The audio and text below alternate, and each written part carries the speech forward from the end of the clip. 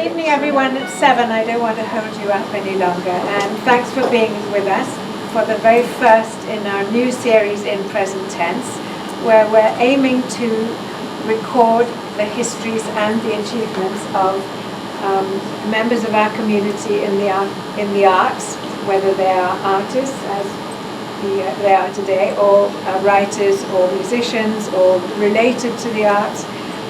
There are many talented people, and we feel that we want to get their histories recorded while we can. So we're kicking off the series today with 2 artists, Louise, Soloway, and Carol Mann, ably moderated by Sharon Sir.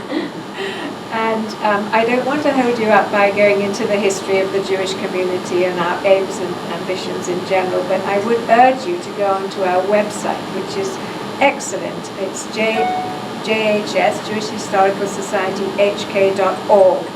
And it's a very interesting website. It's fairly newly up and going, and it's thanks to Howard and Elias, who is feeding it continuously with new information, and it really is worth a visit. So I won't hold you up any longer. Louise Soloway, Carol Mann, and Sharon Sir. Thank you very much. Ladies and gentlemen, as Judy has just said, this is a really interesting new modern idea that we're putting forward. In the past, many of you will have seen our one-on-one fireside chats, and then it's me and somebody I'm interviewing. For the first time, we're doing something slightly different, where we have 2 artists, 2 modern artists that we want to speak to.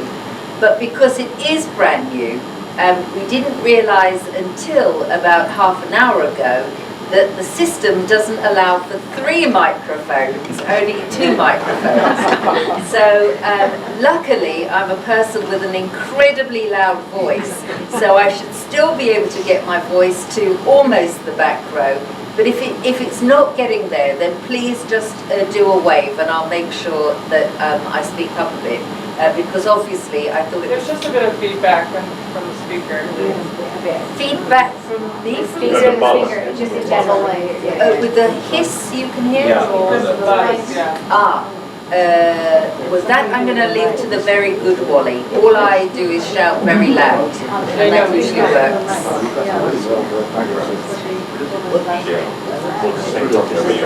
All right, ladies and gentlemen. Now, many of you here have already been to our one-on-one series, when somebody who is already very, very well established in the Jewish community of Hong Kong has developed their career, their business, their lives, and their families. But it's of as much interest to us to find out what the modern generation of the Jewish community is doing here in Hong Kong in order to collect their stories. And please don't forget, we remain very interested at the Jewish Historical Society in your own life cycle events. So do please let us have copies of anything that you have from weddings, b'nai mitzvah, anything that's important for you as part of your own life cycle events, so that we can build on a modern basis the future history of Hong Kong for generations that follow us. We're exploring now very much the generation who are now establishing themselves in Hong Kong. And in an ever-evolving Hong Kong, both economically, politically, and in every way, it's really interesting to see the connection between us who live in Hong Kong with Hong Kong, and how that's trying to develop. I have 2 extraordinary artists speaking tonight, and the first of my artists is Carol Mann, and as you will hear from her in introducing her, 2013 was a pivotal year for Carol. Nobody ever grows up wanting to be divorced, but divorces happen. And in 2013, Carol's own divorce happened. But like many who really benefit from that sort of change in their life, she was able to turn that experience into a complete reconstruction of life for her. She's divorced from her Israeli husband. She has 2 beautiful sons here in Hong Kong. And in that year of divorce, she decided to create a book in order to put herself forward for interview for Baptist U in order to secure a degree in visual arts on the idea and basis that she would be able to blend Jewish and Chinese culture. Now, after an incredible interview, she was able to secure a place, and that's how her artistic journey really began. Carol, before we get to that point, it's right, you were born here in Hong Kong. Yeah. And you were born into a traditional Chinese family? Yes, right. Had you always been interested in art? Yes, and when I was 8 years old, I wanted to be an artist, and I drew a lot, I sketched a lot. And did your family encourage you to develop your artistic skills? I think you see that like a long time ago, that my family, because it's traditional Chinese family, and then they're not really into art. So I just did art by myself. I had a lot of color books. I did well in art lessons, but my parents didn't know anything about that I have this talent. Carol, I'm just going to interrupt you. We're definitely switched on.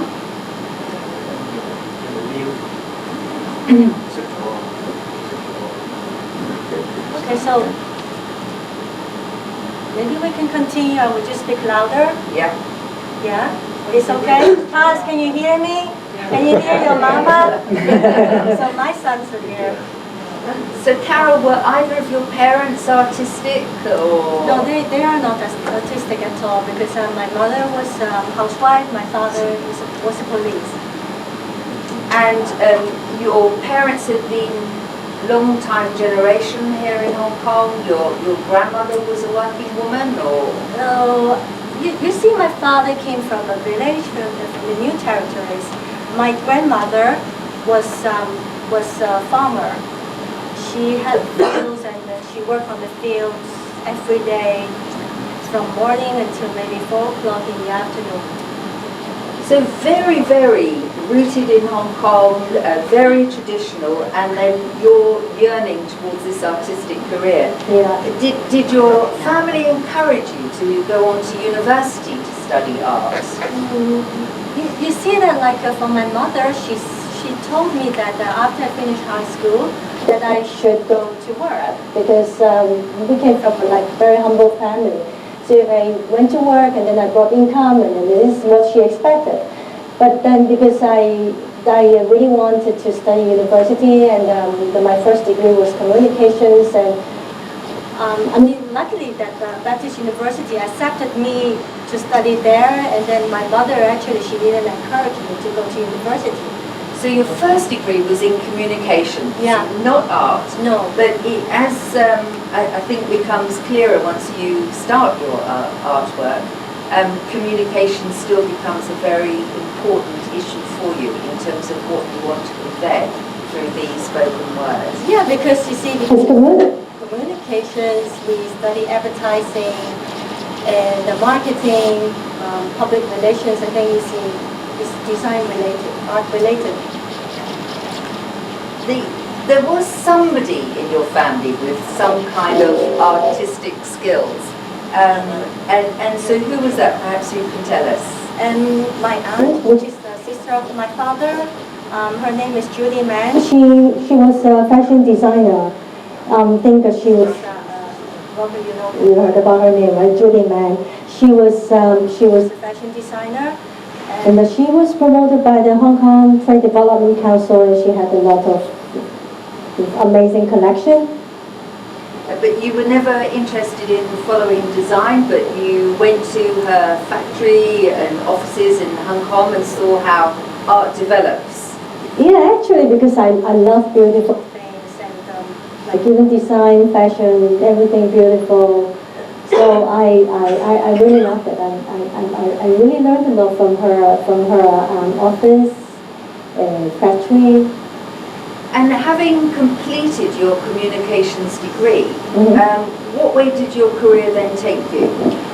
I finished, and then my first job was in advertising agency, Ogilvy Maker. Now I think that they call it Ogilvy.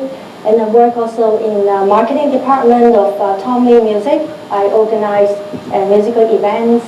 And then Giordano, the casual wear retail, where that I worked also as a marketing person. And it was whilst at Giordano that you then met the man who was to become your husband, Israeli Avi Haviv. Is that correct? Yes, Avi came to Hong Kong after the army and to have a project on selling projectors. So that's why we met. Because I was involved in the display in the shop. So that's why we met. That's how we met.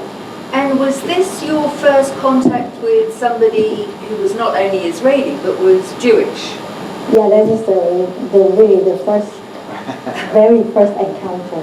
And having come from this very traditional Chinese family, did you feel that there were strong similarities between the two cultures or very different differences? I think the very strong, the similarities would be like on the family. But then, because I grew up in Hong Kong, and then it was like the time when I met Avi, it was before 1997, and then a lot of Hong Kong people were talking about leaving the country. No one, I mean, I cannot say no one, but people are not really interested in being someone, people under the rule of the communist China. So a lot of people at that time, they emigrated. But Avi spoke about his country differently to how Hong Kong Chinese spoke about Hong Kong. Right. Yeah, because he's very different from the friends that I know, because he talked about he loved his country, and then that means the Israeli, they were ready to die for the country. They served in the army, so there is a very strong sense of nationalism. Yes. What you say. And then also sometimes when we had gatherings with his friends, and then they talk about meaning of life, and then this is something like a rare subject that Chinese people, I mean Hong Kong people or my friends would discuss, because the people that I know, they're concerned about money, how much income that you get each month, salary, all these things. But then his friends would talk about the meaning of life, what makes you happy. So something different. It was different, and this relationship developed, and you fell in love.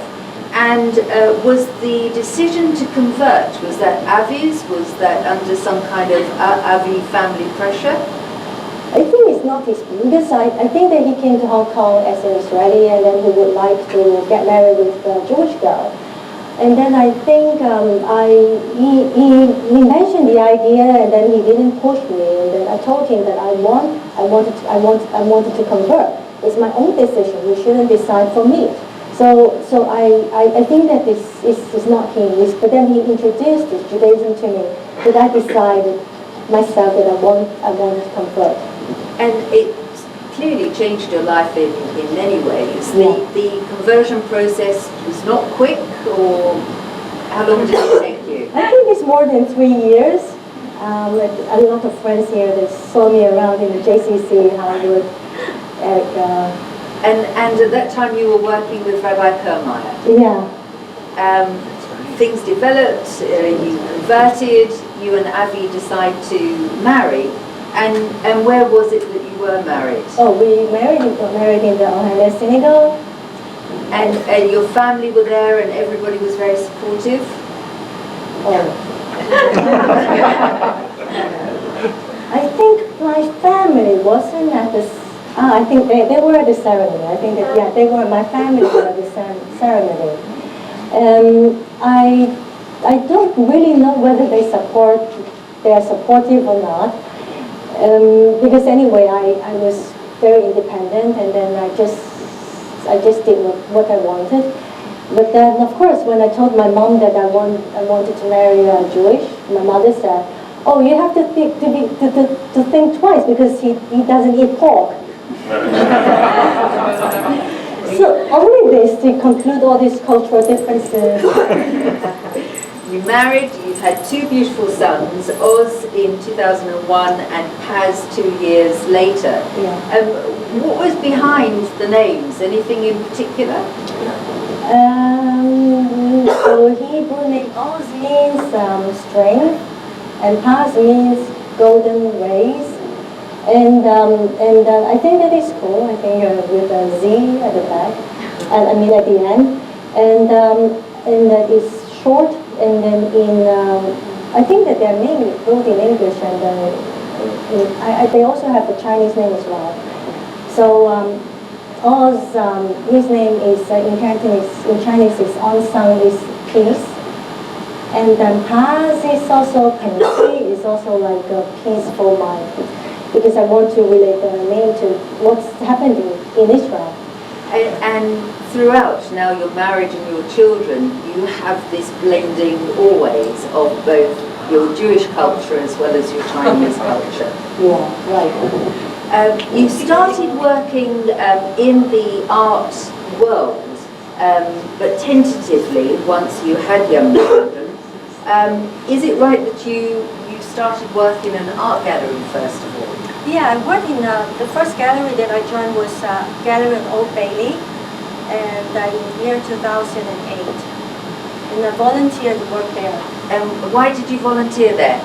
Because I was so interested in the art industry, but I didn't have the background, I didn't have the training, so I volunteered and then I worked as a marketing person there to get the experience. And what followed that? How long were you working with Old Bailey as a volunteer? I think it's 8 months, and afterwards I joined a gallery selling Russian contemporary art.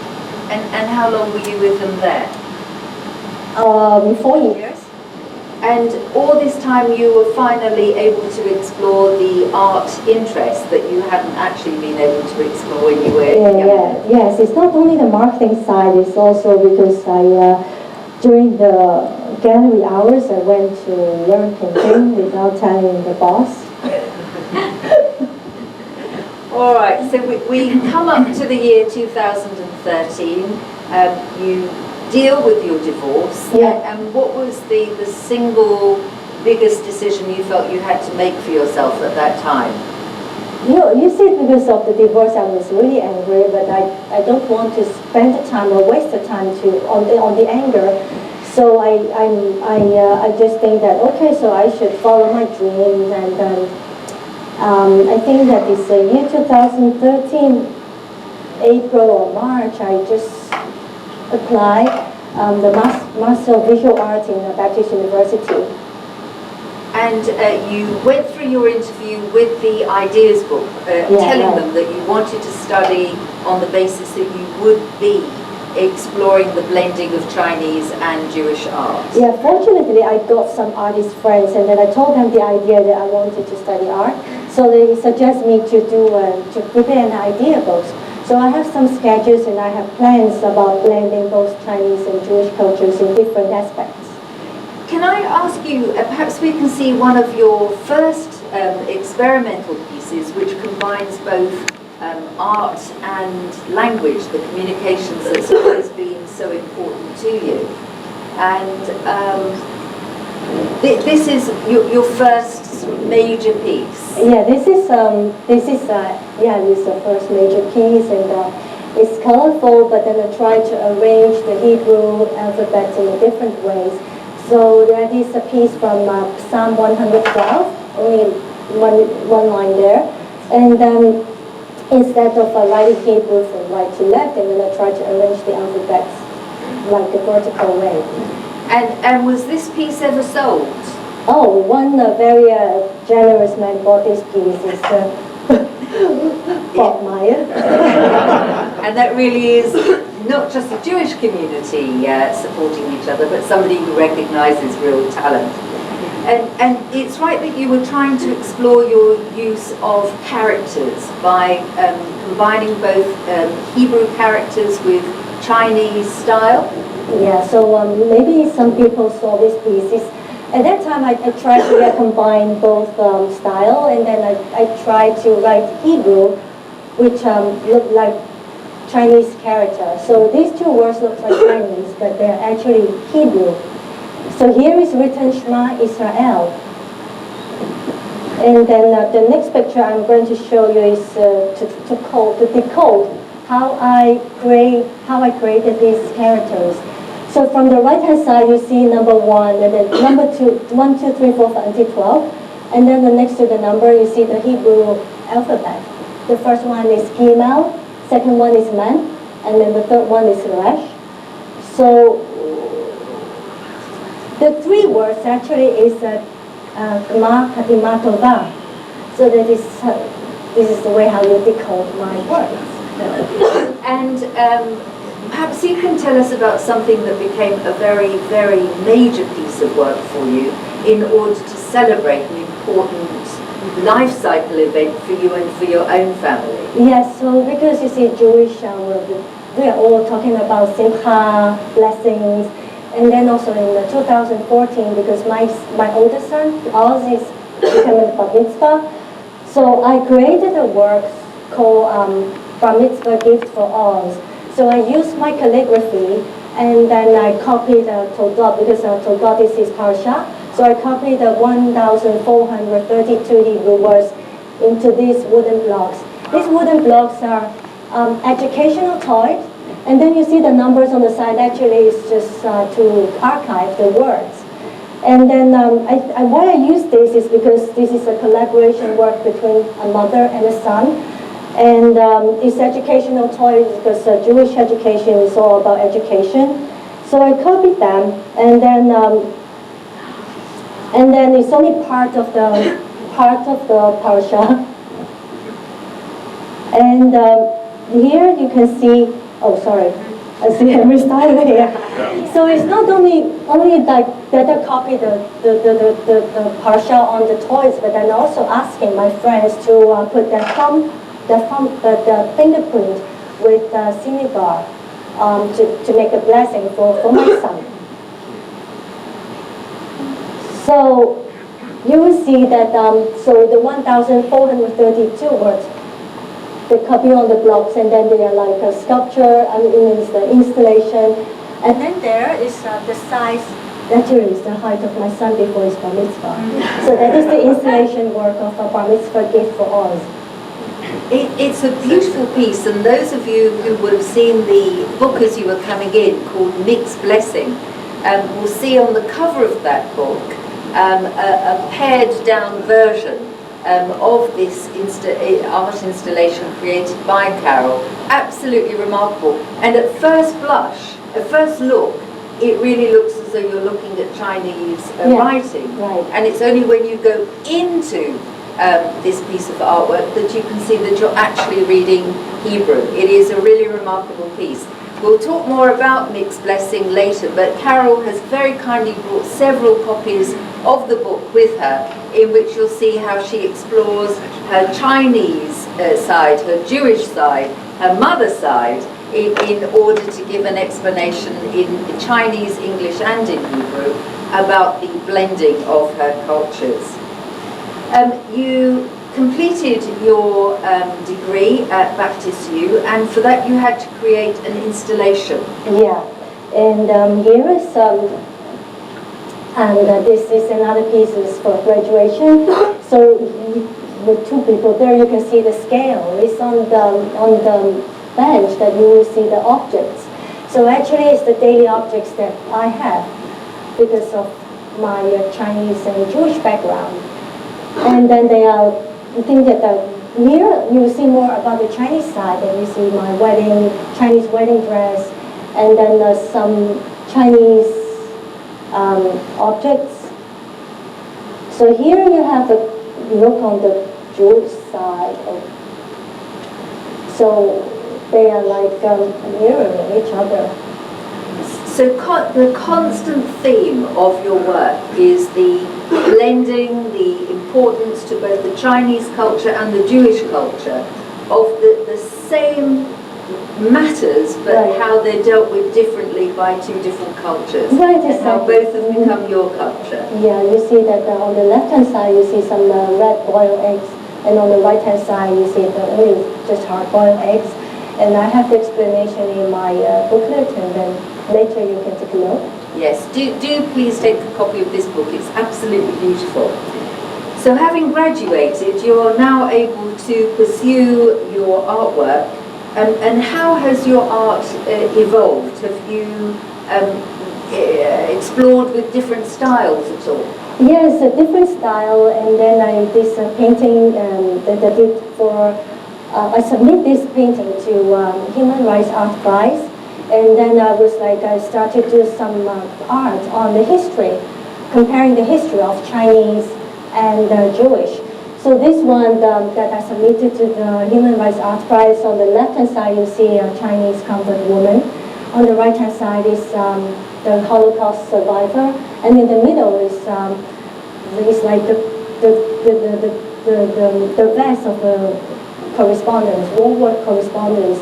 And then if I enlarge the image, and then you will see the words or the stories of these people, what about the survivor.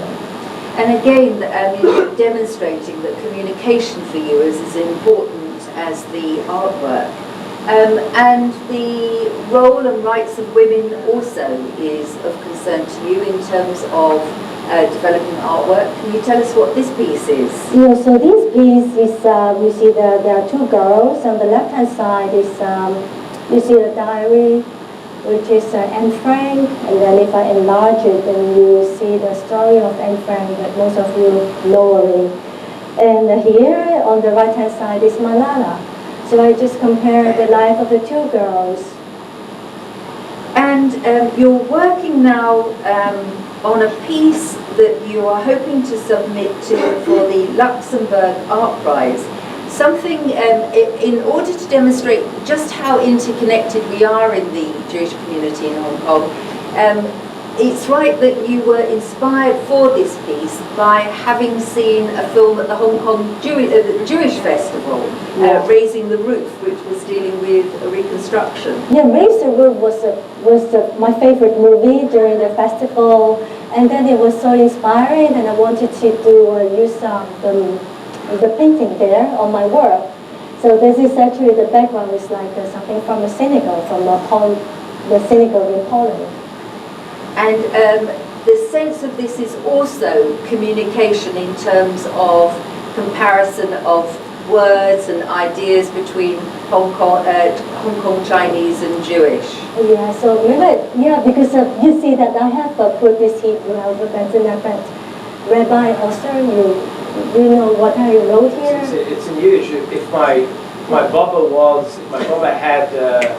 grandmother had this, then she would be a man.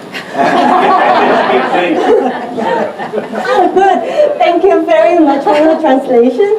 So actually, the idea of this work is to compare the swear words of a Cantonese swear word. The Cantonese swear word is in the middle. Is this one is a Cantonese swear word, and then Yiddish, because I think both language are very colorful, and I really want to put it, because it's about the life. So I really want to put it in my work.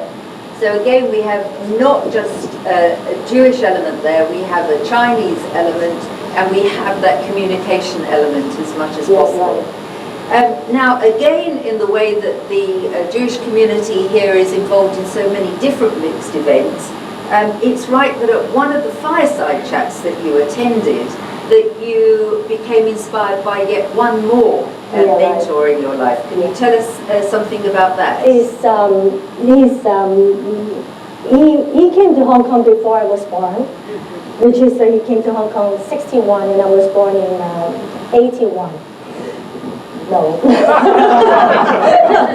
So Henry Steiner, he was here like 7 years ago in a fireside chat, and I was here. But before we met each other personally, I knew his name when I was in the university because of the advertising industry, and then because he's involved in the cultural, cross-cultural design, and then I admired him so much. So that was like a little fan. And having seen Henry Steiner, who is here this evening, that is somebody who became a really very important artistic mentor to you. Exactly, because in Hong Kong, because when I wanted to blend these two cultures together, and then I think that Henry is the only person that who can really give me ideas, artistic guidance.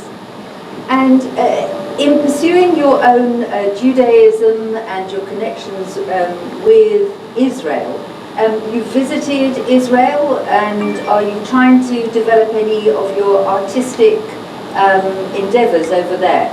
Oh yes, I visited Israel in March, and then I talked to a curator of, I think, this Asian department, and then I proposed her that I will have a workshop there to show people how to do the calligraphy, the Hebrew calligraphy, the Chinese Hebrew calligraphy, or Qingbu. It's very exciting times, and would be really remarkable if you could take what you're doing here over to Israel in order to demonstrate your art to Israeli artists, the very wide world of art that you're hoping to explore. What next is artistically available to you? What do you see as your next challenge here in Hong Kong or anywhere? I have an idea to explore the possibilities to do a PhD or research on mysticism, or Chinese or Jewish mysticism, and their influence on contemporary art. I haven't read enough, but then I know that I think that Duchamp and also Yaakov Agam, their works are influenced by Kabbalah. And then even some Western contemporary artists like Ed Reinhardt and Agnes Martin, their works were influenced by Chinese philosophies. So I'm really interested to see. Very exciting times. And ladies and gentlemen, we will be speaking to Carol a bit later when we bring both artists together. But for now, I would like to say thank you very much to Carol. Whilst we're dealing with the logistics of our new system, Carol and Louise are going to change places. So just ignore us whilst we're dancing around. We'll work out how to do it better for our next tour. But Carol, thank you very much. So we've been able to be introduced to our own homegrown Hong Kong Jewish woman who is able to really introduce elements of both Judaism and Chinese culture into her work. I'm going to introduce you now to Louise Soloway, who has a much more familiar story for us in that she came to Hong Kong as an expat. And we Jews are used to being strangers in strange places, and indeed we're reminded all the time to make strangers welcome as a result of it. And so Louise has a very interesting story to tell us about having come here as a stranger, how Hong Kong very much became her home, and she was able to really develop her artistic skills here. Louise, you first came to Hong Kong in 1993 with Gallery 7, and you were here for, and you were here for an art exhibition. Yeah. So where was it? Where were you born? Where did you come from? Born in, let's say the year. Born in. You don't have to say the year. Born in London, in North London. And were either of your parents artistic? Yeah, my mother actually went to art school, and she's actually does calligraphy and also sculpture, in fact, and still makes sculpture. And were you from a traditional Jewish family in London, or? My mother's side far more religious, very involved. My father's less so. And my brother is a rabbi, in fact, in Colorado. So Judaism really plays a very, very substantial role in your own artwork? No, not evident. I mean, it's not in the same way that Carol's is, not really. Interesting. Yeah. All right. So you studied your first degree where? In Bath Academy of Art in Caution. Actually, should I face this way or this way? Sorry. And you were studying in fine arts? I did a degree in painting in Bath. Yeah. And yeah, but I later started doing sculpture, in fact, which was frowned on.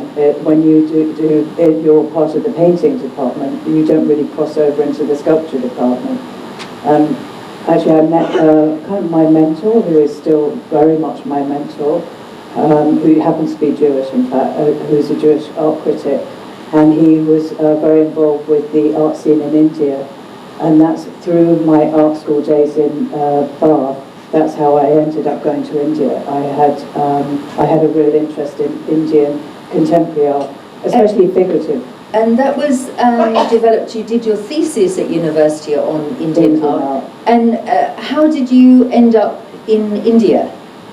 Timothy Hyman, who was my tutor, who at the time there was a lot of abstract art and conceptual art, and I was very figurative. I was there were a few of us, we were out on a limb. In fact, we used to have to make our own life drawing classes, because it was but he, as a visiting tutor, actually gave a lecture on Indian contemporary art, and I was really interested because it was very narrative, storytelling, sort of documentary type art in a way, and that led to sort of condense it to me getting a scholarship to study in Baroda. Okay, so this was a Commonwealth scholarship which enabled you to study so in as a India. Postgraduate in India. And do you feel that in any way fine-tuned in a way a particular style of art that became important for you? Very much so. I think I suddenly felt the confidence to carry on doing figurative work, and also bas reliefs. That's how the whole bas relief thing. And I started exploring painted sculpture, because it was in India. Sort of painted sculpture was very much everywhere. It's evident. Yeah. So. And having returned from India back to London, were you immersed in the artistic world, or? Well, actually, the greatest network in a way were the people that I had been at art school with. So we were living in a house. Some of my friends from the East End were living in a big derelict house in Spitalfields, and we had our own support network. So we had studio there, we could help each other with making molds or carrying on, and we were all doing odd jobs, from teaching or cartoons for a local paper, minicab driving. And what was the big break? Actually, the work that I've chosen, because I have been working since year dot, so I have got a lot of work, but the pieces I've chosen are kind of key pieces that kind of led to the next thing. So I'll plug in and show you. And this, your first big break happened when you were exhibiting at Whitechapel Gallery? Yeah. And so hang on, hopefully this works.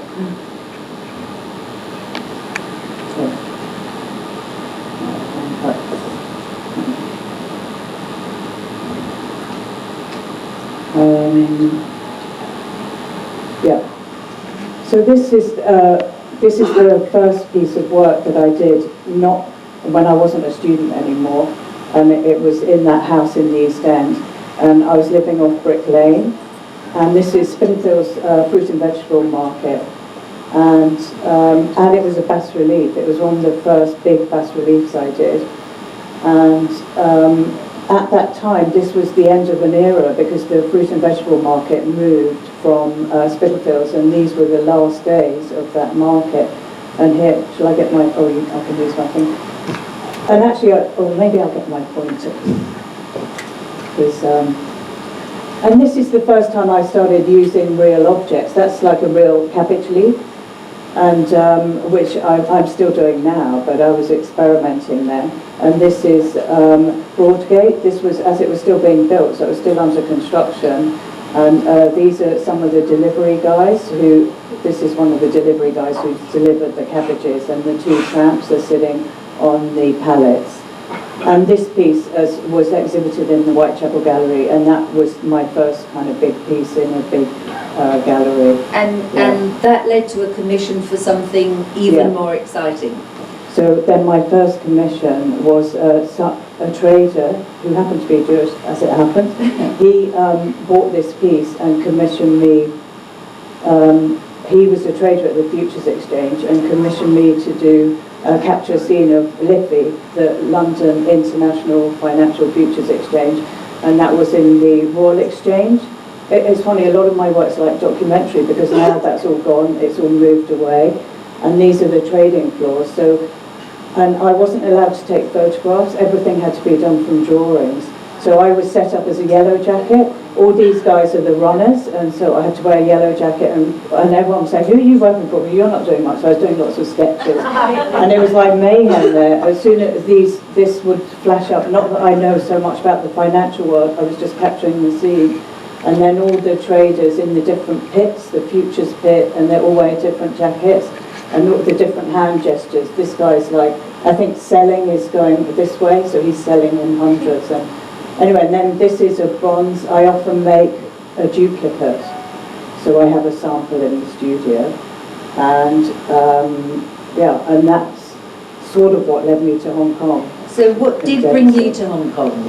You sold your first major piece of Spitalfields Market. Yeah. You get this commission. So what then brings you to Hong Kong in 1993? Well, at Gallery 7 that I had shown in India, I'd actually have one piece in their gallery, and I didn't sell anything. And actually, I thought they didn't like me. I thought they didn't, And I get a weird phone call. I get a phone call out of the blue saying, we're opening a gallery in Hong Kong. Can we come and see what you're working on? And that's how that happened. And they were interested in the trading floors, so they took a lot of the molds, the duplicates, and they came to Gallery 7. And whilst at Gallery 7, what did that then lead to as far as Hong Kong prospects were concerned? Gallery 7, well, there wasn't that much I could sell, in fact, but I got a commission. I got my first commission in Hong Kong, which was of a trading floor, Salomon Brothers, in fact. But I went back to London, and I worked on that in London and shipped it back out. I came back out in '94. Oh no, on the aeroplane leaving Hong Kong, I was writing my diary thinking, I love it, I just love Hong Kong, the energy here is amazing, I want to come and live here, how is it possible, I just couldn't work out a way. And I'd met the British Council who were involved with Gallery 7, and they were running an artist in residency program. That's how I came back to Hong Kong. So that was a year later. And then having come back, were there further work opportunities offered to you? Right, so this is, when I came out with the British Council, did I just say that? I was teaching. Yeah. And I had to put an exhibition together. And like anything, once I would start working on an exhibition, I just try and absorb my environment. So I went out sketching, and this was '94. And everyone I met seemed to be working on the new airport. They're all working in construction or dredging. And I was curious. I thought, I'd love to go and see what's going on out there. Maybe I can do a series of drawings for this exhibition. So these are some of the drawings I did at Cheplatkot. It was just a desert island there. It was just a flat island. And the dredging was amazing. There were these huge, great suction heads, these dredger ships. And so I went to the marine workshops, and anyway, these drawings, and that, it really is trying to condense the story. So one of the directors there saw the drawings and actually commissioned me. I got my first commission in Hong Kong, yeah. So this is a huge Hong Kong Cheplatkot commission and project. And I was so excited. I was like, how am I going to leave this? Yeah, anyway, so this was, And can you explain to us how this comes together? So basically, I love doing commissions. A lot of artists don't like working to commissions. Well, as long as it's a subject I'm interested in, and I was really excited by the subject. And so basically I had a studio on site. There's a short video as well. So, and I do lots of proposals. So I'll do lots of sketches to sort of, and then discuss it with them. And they said, well, we want all the different stages. And they were the airport platform contractors joint venture. So it was the different stages that go into building the platform. So you've got all the dredging ships here. You can see the squirting in the sand. There's all and it was like a mini world. You've got Australian, all these specialist, digging explosives, divers, the end tippers, and here they detonated. There were the two brothers that made up part of Chet Blackhawk, and every day there'd be these huge explosions, and behind these screens, and everyone had to stand away from, in a safe zone. Yes. And you have a short video of this. This was commissioned. The video was shall I play? from Inside Story in Hong Kong. Yes, do. It's a very short video. I've 1995. I've cropped and recorded over it in iMovie. I was then working at Chet Blackhawk. The only way to get to the then island was by ferry, as all the infrastructure was still being built. And I had a studio in a porter cabin where the workers lived. Here I'm opening the cupboard clay, which has to stay wet or it cracks. You can see all the reference pictures behind my head and the main pencil sketch there. The marine workshop was a great place to sketch it. All the dredger parts being welded and repaired. And here the silicone is being removed from the clay with a small crack, you can see. I had two students helping make the supporting jacket using liquid resin there.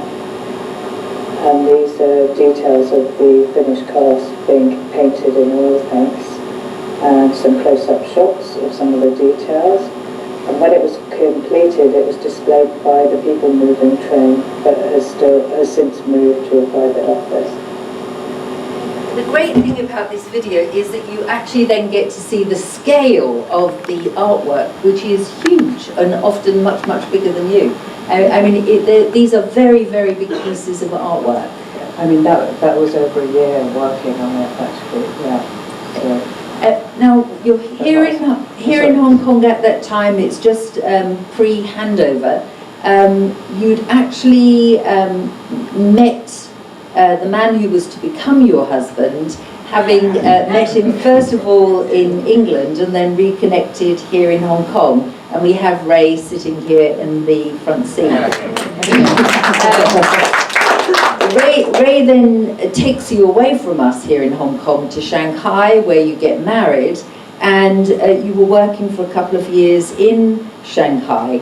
And at that stage you start developing a whole new area of artwork, body parts.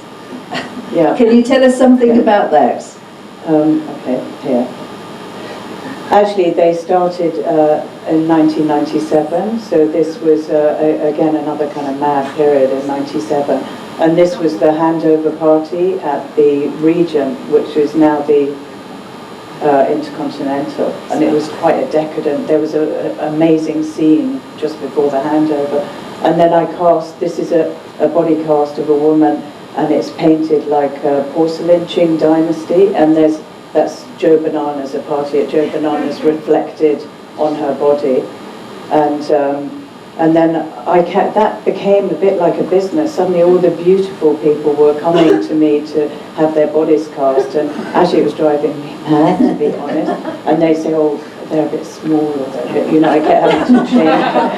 And then, so I did it for a while, but anyway, this is one in Shanghai, and there's a bumblebee that tells the story of how the couple met. Here, there's a little bumblebee, and this one is a blue and white Ming torso, and they're all stories of this couple, where they had their first kiss, where their business cards, and blah, blah, blah. And it's a great new area of work for you in Shanghai, where you're developing things. But I understand this almost led you into my line of business, yes, in having to sort people out at a less than happy time of their relationships. Yeah. What happened? It's quite strange, but quite a few of the bodies that I cast, or the people, or maybe they were people where the relationship was a bit fragile, so they sort of wanted to keep a part of them, it seemed. And a few got divorced, and they're asking me, what do I do, or who does the work belong to? I thought, that's so... Speaking to Sharon. Again, this is just how the community works together. We all look after each other. You returned to Hong Kong, and again, the community working with each other one way or another. Paulette Baserman, who many will remember here from some time ago, then working at Mattel, Barbie dolls, gave you a very interesting commission. What does she want from you? Well, this was the most unusual one I think I've done. It was an East-West Barbie rising out of a Ming Dynasty plate. And they actually have these 3-foot-high Barbies, and so it's a mould of the Barbie, but you can't take a cast of hair because it'll all get bunged up, so it's sort of made in plasticine. But originally it had a dragon, but the feng shui master said dragon and Barbie are not good, so I put flowers instead. Yeah. Then, whilst you're living here and your family is developing, you have your son Jesse. And how easy was it for you to combine being an artist with also being a mother? The thing is, I was quite old when I mean, it was a miracle such a blessing I managed to have him. I had a lot of complications that went to it, but it was difficult because it's quite selfish being an artist, to be honest. You've got to have a lot of time that you spend. These take hours and hours. So suddenly, Jesse was there, and he used to come to my studio. Then I felt guilty all the time, that I'm not doing a good job, and I'm so got to finish this, and I'm completely compulsive obsessive. Nothing's ever finished, all good in life. So, but and is Jesse artistic also? he is actually. He really is. And are you already working together on projects with him? He's now 11 years of age. He's not here, luckily, but we have our moments. He doesn't. Yeah, and again, sort of, you're here in Hong Kong, you're part of the Jewish community. You have also embarked upon a series of postcards for Ohalea Synagogue. Yeah. And ladies and gentlemen, those of you who don't know it will see it on the reception, the beautiful postcards that you have produced recording Jewish life in the synagogue here in Hong Kong. Yeah. Can we see some of the... I've only included this one. I really enjoyed doing that. I love doing that. And it's from where I sit. I always sit on the right side. I don't know why. I feel strange if I sit on the left side. But and that's without people and on Shabbat. They're very beautiful, really very beautiful. And as I say, they're on reception and people are buying them all the time. And that was back from 2007. I'd like to talk now to what has become a real trademark signature of your contribution to Hong Kong, and how you are truly recognised these days in terms of what you have given to Hong Kong, and that is the Sai Ying Pun project. Can you tell us a little bit how that came about? Shall I flip to the next one?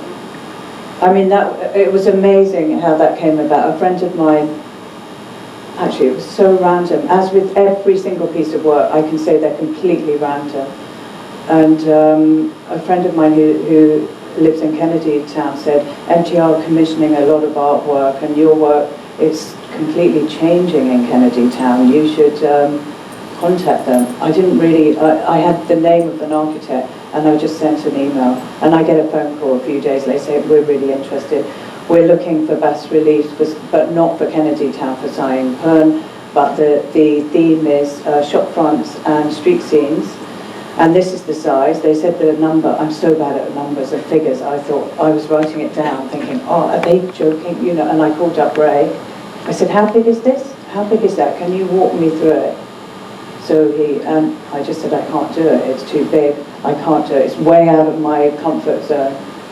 And what made you decide to do it after all? Without Ray, I couldn't have done it. He just said, you will do it, you can do it, you've got to find a different way of working, and we've got to work with architects, with structural engineers, and thanks to him. But it was a long, long process. So tell us, was this a project that you were able to complete in 2 or 3 months?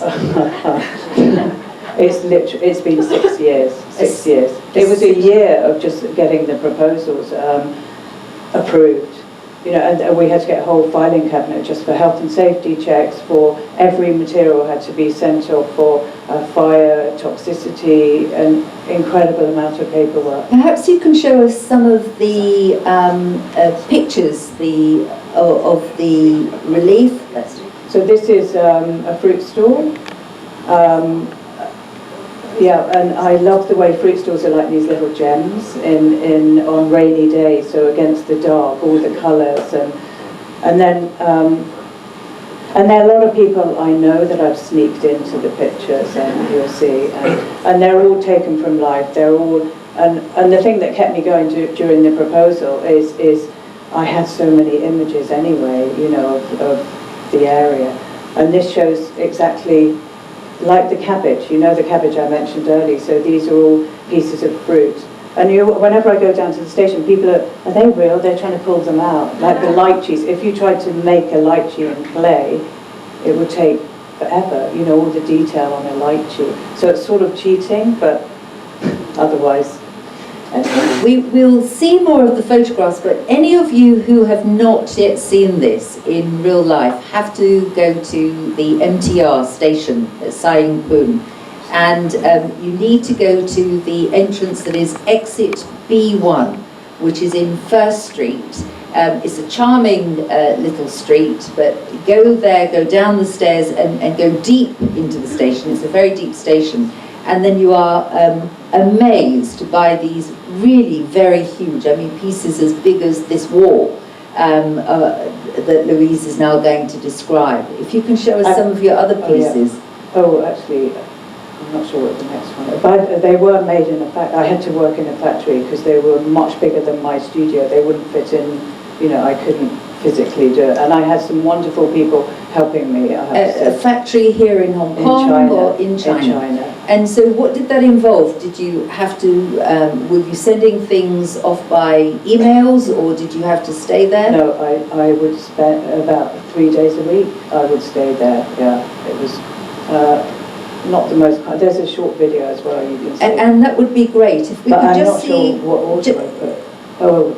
So this is, you say that there are people in some of your pictures, people that you identify with. Is there anybody here we should recognise? My father is in this, yeah.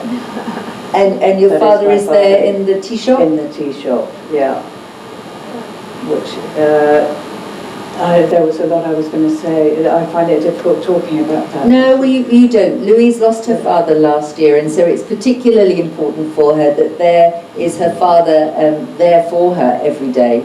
And as I say, these pictures are absolutely vibrant. But what is actually as exciting, you can see in the top left-hand corner, and you don't see it until suddenly it strikes you, is a bird's nest with 3 birds singing away like crazy. And the layers and dimension of Louise's work is just tremendous. So if you haven't seen this piece in real time, you absolutely have to go there. I'll tell you some more things now. Okay. So there's some of the characters are in other. This is a woman from the lantern shop who's bought some lanterns, and she's heading home with her girls, and she's in another panel. That's my shadow, actually. That's and so they're all at different times of day, and so that's a sort of afternoon light. And there were lots of. My father did actually see the design of this, but he didn't see the finished. It's a beautiful piece. Now we have a short video about this. Oh, that's my parents came to see the first. Just go back so everyone. So that is your parents watching at the planning stage. Yeah. So this is actually the first installation. They're installed in 3 separate batches, and this before all the panels were put in. And this is they're north, south, east, and west. And this one is facing east towards IFC. And then there are different seasons. So this was summer, and I was thinking, how am I going to show summer? And there was a typhoon, a T10, and I thought I'll just go and walk around and take photos and see if there's anything that I can include. So each one was often unravelled as the seasons were. And there are all these stuffed umbrellas in the dustbins and all the broken branches. I thought, this is perfect. That's what I'm going to put in for summer. And although some people think they're yellow umbrellas, they weren't. I mean, maybe. Anyway, there are a few little messages in some of the panels. This is the video. So, and this shows the. Oh, actually, it speaks for itself. So. It's a short video. But This video shows some of the processes and delivery of the artwork panels for Siam Station. The panels were all made in clay in a factory in China, Dongguan. Some of the panels had real produce pressed into the clay before making the molds. Here the silicone rubber has taken an impression to make the final cast, which is here being sprayed in acrylic doing the final touches of the shadows. After removing the rubber mold, the clay dries and cracks. You can see mold forming where the residue from the produce was. The clay is then destroyed. And these are the FRP cast. They're all cleaned and ready for painting. And detailed laminated reference images are stuck in the center, and these show the painting process. Even though they're huge panels, a lot was painted with very small brushes. All the panels were delivered by a large truck from China to the depot in Taiwan, then delivered in the small hours after the MTR was closed.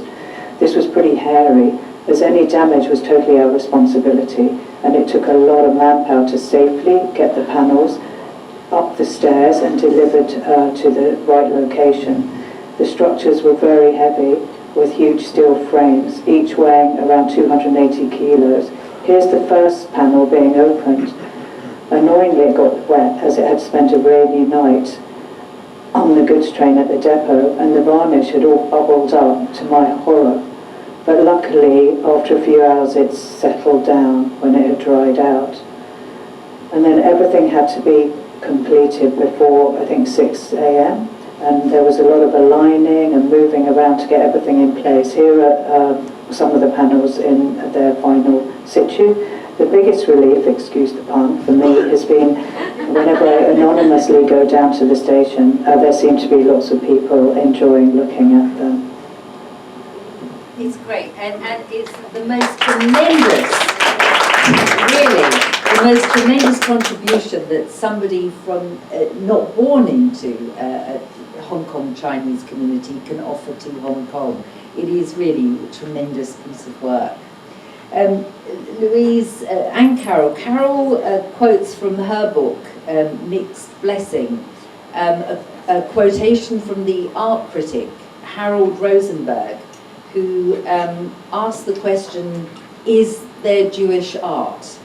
And he listed a number of possible meanings of Jewish art, including art made by Jews, art with Jewish content, ceremonial art, popular Jewish folk art, metaphysical Judaica, and an anti-art based on found objects. And none of those definitions of Jewish art satisfied Harold Rosenberg, nor, Carol says in her book, did they completely satisfy her. And the same questions can be asked of Chinese art. So I ask both of you at this stage, in your work, how much is there of your Jewish side, your Chinese side, your English side? What are ultimately the influences upon you in creating these pieces of art? Louise, perhaps you can tell us first of all. I think maybe I'm a bit like a sponge. You know, you and I don't necessarily know what is coming out. And you know, some people say, "Oh, that's such English humour," although some Chinese say, "It's so Chinese. How did you?" I have an assistant who's a local Hong Kong girl. So we discuss a lot of the panels. We would discuss everything. So especially the writing. So maybe there's some of her input too, but it's difficult to know, really. To completely define. And Carol, how do you feel? Is there this constant battle between your Jewish side, your Chinese side, the Israeli element now in your life? I think subconsciously I'm Chinese and consciously I'm Jewish. And that comes through in your artwork? Yes, exactly. And can I ask both of you artists, how important do you feel that being part of a Hong Kong Jewish community has actually been to you in terms of the development of your work? Could you be the artist that you are anywhere, or has the Hong Kong Jewish community and being in Hong Kong really shaped the artist that you've become? Carol, perhaps you'd like to tell I think us that, first. yeah, it's that the community helped me shape my work. I have here many good friends giving me advices and on my development, on my art development. And Louise, I mean, do you feel it's made a difference? You really have been the stranger in a strange new land. Has being Jewish and part of a Jewish community in Hong Kong made any difference in terms of your artwork and something like the Sai Book project?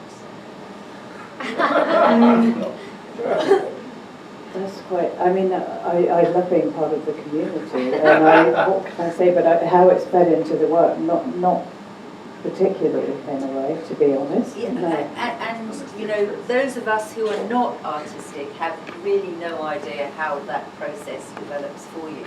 What I can tell you is that we are just so delighted that both of you are part of our Hong Kong Jewish community. And ladies and gentlemen, I'd like you to thank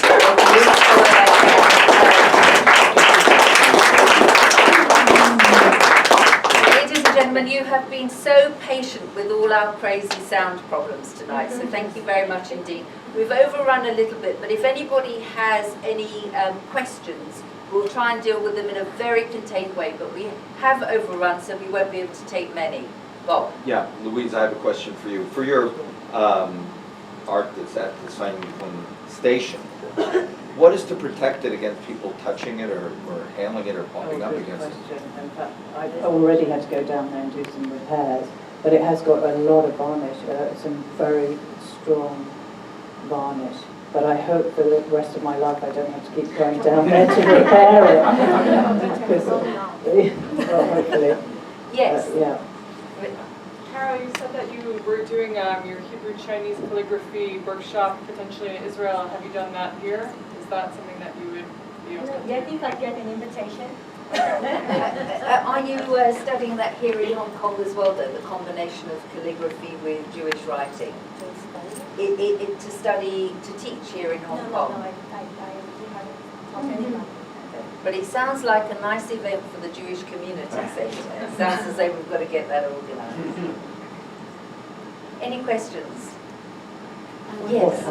Louise, how big was the Spitalfields picture The question is, how big is the Spitalfields picture? with the cabbage? It was about 5, maybe 6 foot by. Big. Big. It was quite big. Yeah. It was quite big. Yeah. So it's only the body parts you do minimalist, everything else is very, very big. Well, I do a lot of small, tiny sketches actually. Yeah. Oh, really? And And for you, more everything reference. is based on sketches or Everything photographs? is based on. I prefer working from sketches than photographs, but of course I can't sketch everything, so I use a lot of photographs. Yeah. Any more questions? Ladies and gentlemen. Oh, I wanted a question. We do, I'm so sorry. Actually, and we have a gentleman at the back as well. So now that you've sort of hit the biggest scale you can go, and where do you go next? Where do you want to go from here? Who knows? I mean, it's been so unpredictable, the path so far, totally not what I would have imagined. So, I mean, but I love, after doing a big project like that, I actually quite enjoy just being back in the studio and drawing and going out sketching. But the source of every piece that I've had, all the best commissions I've had, have been because I've been really excited by the subject and I've been out drawing. So I think I just want to go out drawing again. Yeah. So. Louise, you said you had a question for Oh, for Carol. Carol, actually, I love the blog, so for my son's bar mitzvah. That they can talk about at dinner. Ladies and gentlemen, Louise Soloway and Carol Mann.